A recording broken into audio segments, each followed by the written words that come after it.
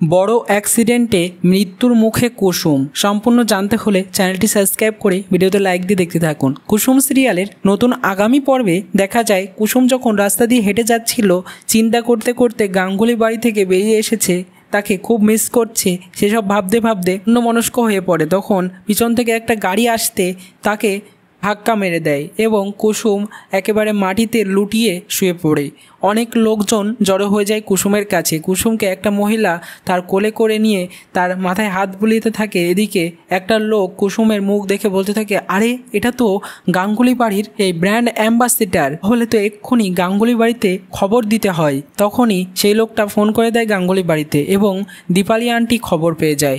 খবর পেতেই সে আয়ুষ্মানকে ফোন করে। আয়ুষ্মান বলে, হ্যালো, বলো দীপালি আন্টি। তখন দীপালি আন্টি বলতে থাকে, কুসুমের একটা বড় অ্যাক্সিডেন্ট হয়ে গেছে আয়ুষ বাবা। তখন আয়ুষ অবাক হয়ে যায়, বলে হোয়াট? এবার আয়ুষ্মান কি এসে পারবে কুসুমকে এই মৃত্যুর হাত থেকে বাঁচাতে? কি মনে হয় কমেন্টসে জানি। এখনই সাবস্ক্রাইব করে নাও আমাদের ইউটিউব চ্যানেল। ধন্যবাদ সবাইকে।